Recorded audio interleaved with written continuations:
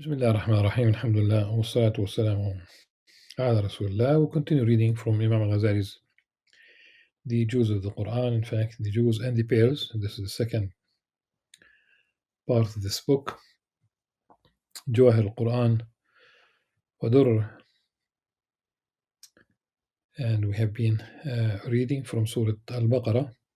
The last session we have read practically until verse 75, and this 74, 75 are among the pearls, the verses that Imam Ghazali chose, and they reflect the hardening. ثم قست قلوبكم. So after all the favors of Allah subhanahu wa ta'ala, after witnessing all these signs, the miracles, nevertheless their hearts hardened. And really this is why the verse 75 says, telling the believers, telling the Muslims that, do you still think that they are going to believe?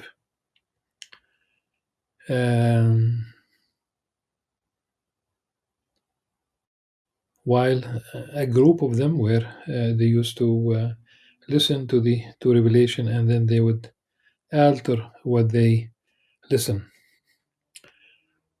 After grasping, after internalizing, they knew the message, but they have changed the letter, changed the explanation. And we, at one point, we gave an example of how this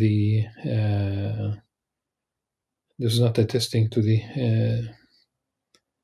truth, or not even to deny, but when Sarah asked Prophet Ibrahim, her husband, alayhi salam, to take Ishmael away, about at least some 11 interpretations in the Jewish tradition, one of them accusing Ismail alayhi salam with homosexuality. At any rate, this might pave the way for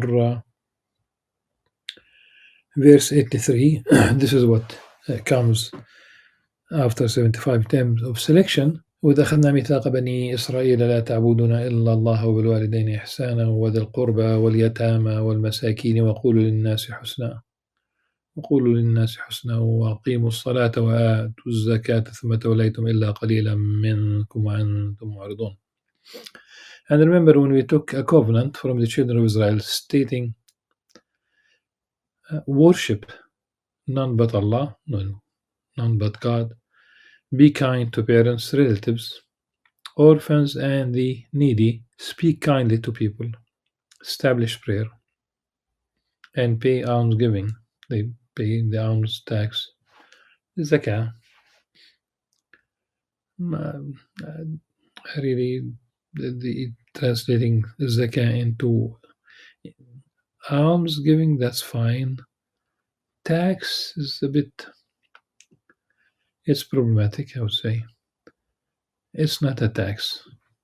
And the etymology of the word zakah partakes in the notion of purification.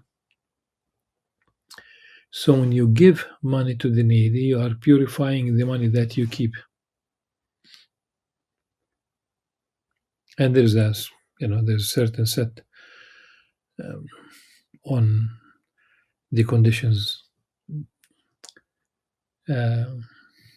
They include a lunar year should pass from the moment you have that particular wealth. It's 2.5% on cash. This includes gold and silver. And we don't talk about something that is really intended for jewelry. And some would say that for jewelry, the zakah is once. If it's really intended as money, as used to be the case, then it is zakatable, and there should be a minimum of about 81 grams of gold. But the idea is wa'atu zakah, it's about purifying, the purification,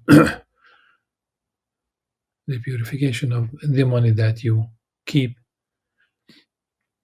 But you, meaning the Israelites, turned away, except for a few of you, and were indifferent. So the Allah subhanahu wa ta'ala reminds the children of Israel about the time when in the Torah the covenant was concluded with the children of Israel, with their ancestors, since it really those who, even at the time of the Prophet ﷺ, that was still a long time from the time of the covenant. Allah subhanahu wa ta'ala glorified himself. لا تعبدون إلا الله, that you worship none but Allah subhanahu wa ta'ala. None is worthy of worship except Allah subhanahu wa ta'ala. And people should never associate anything or anyone or take any idol or totem or taboo as an object of to worship that chips at the notion of Tawheed. It's very important to maintain pure monotheism, no idols, no statues. Even the pre-Islamic or Arabs, they have done, they were aware that Allah subhanahu wa ta'ala existed, but simply they have taken these statues, these idols, to bring them closer to Allah subhanahu wa ta'ala. This is extremely problematic anyhow. So worship none but Allah subhanahu wa ta'ala. And also being good to parents, being kind to parents. وبالوالدين إحسانا, this is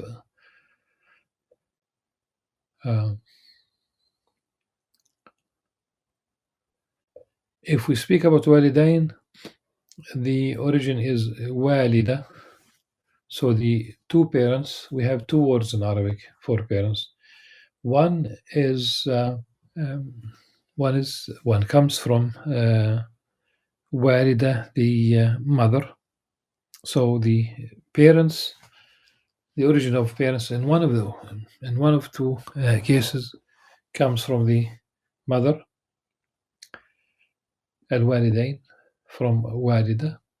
The other one, abawan, it comes from father, ab.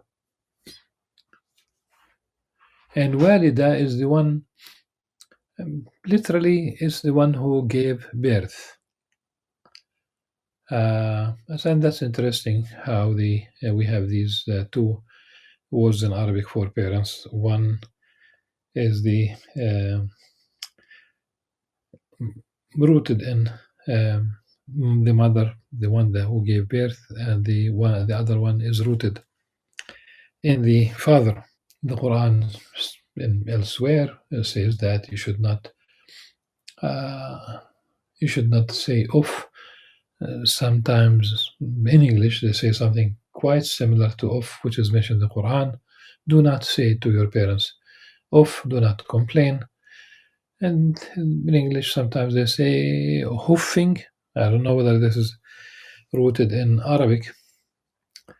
And the scholar said, had there been a word shorter than "uff," then it would have been used, not to offend parents. It seems that especially when they grow old, they become vulnerable, sensitive. وذي القربى, that's your relatives. And there's a cultural concept about about taking care of your female, which is still beautiful, but they restrict taking care of the female relatives, immediate relatives. And the orphans, al-yatama, and this is very important to remember, taking care of orphans. An orphan is a child who did not reach puberty yet. The moment the child reaches puberty, the child should not be considered an orphan. And there's a hadith really about this. لا يتم بعد احتلام. Once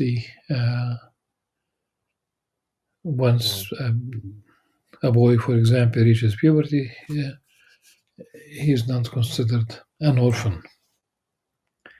The puberty could be interpreted here as reaching an age where he could take care of himself and maybe even his family. And this is one of the most important themes at the beginning of Surah An-Nisa. People might remember that polygamy is, in a limited form, is permitted in Islam. But they forget that Surah An-Nisa, the first part of Surah An-Nisa, which is really a woman, they might remember the permission to marry 2 or 3 or 4 wives. One is, of course, the first option, if you will. They forget that the first verses of Surah Nisa are ultimately about the orphans. So the simple was, if you would like to take care of the orphans, the needy orphans, then one could marry the widow, the mother of the orphan. Otherwise, it's going to be sporadic care. You might remember to give them something at the beginning, maybe at the end of Ramadan. You might remember on certain occasions, but really it's about the orphans.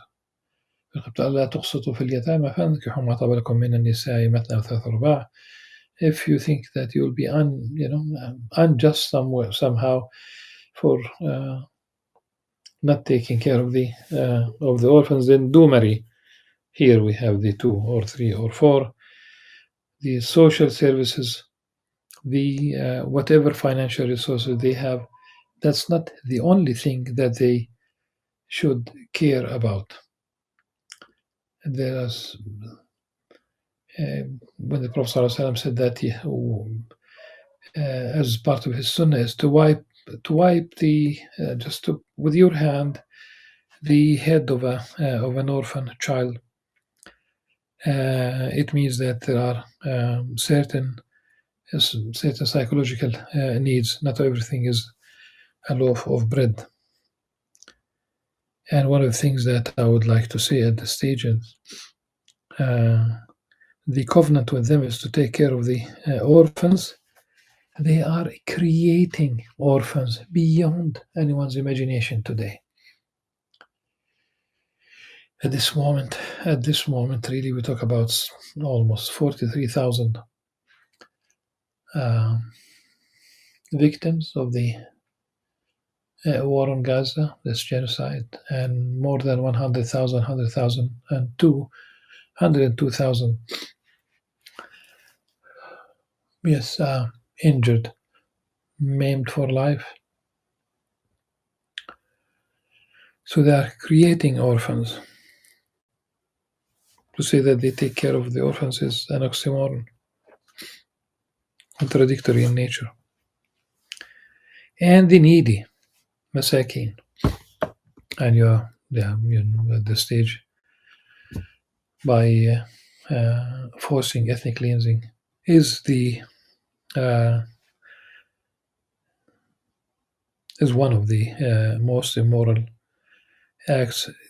The West, in fact, even the East, they have failed morally. They have failed in taking care of those in need, and do say something good to people. وَقُلْ نَاسِ حُسْنًا. And there's a reading of this hasana, one recitation, still about good uh, narrative, respectful narrative, followed by establishing prayer, performing zakah. وَقُولِ النَّاسِ حُسْنًا, say something nice to people.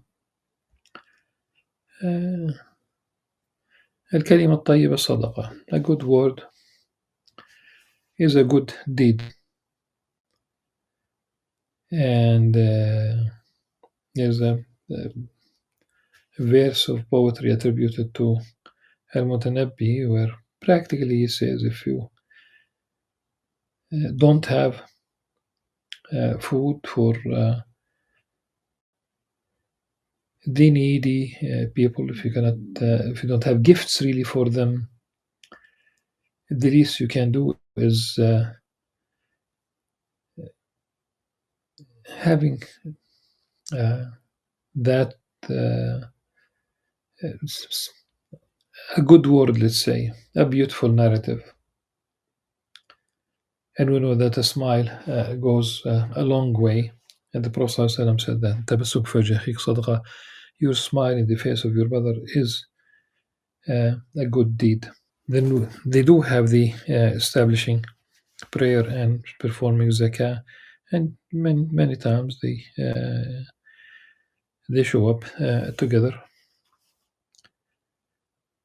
In fact, it's very rare for the salah to be mentioned on its own. We have one verse in the صلاة كانت على كتابا موقوتا. Taking care. So here we have taking care of parents, taking care of relatives, taking care of the orphans, taking care of the needy. And there is a challenge because in their own scripture in Leviticus, they are asked to love their fellow human beings. Like love thy neighbor. And I know that they differ about the meaning of loving the neighbor, loving your fellow. V'ahavta l'recha kamocha in Hebrew. That's in Leviticus 19:18, where some would consider the fellow as a Jewish fellow. There's a special status of the Gentiles not being on the same level. And the problem after all this, but you, meaning the Israelites, turned away except for a few of you. And let's remember that the needy in this verse, al-masakin, we talk about abject poverty, al-faqir al-mu'dam, someone who does not find something to satisfy his needs. Yes.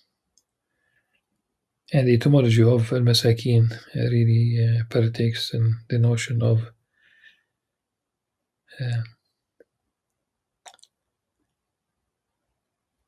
tranquility, sukun. It might be something bizarre, but the idea is that poverty prevents them from moving around, traveling, where this might entail spending.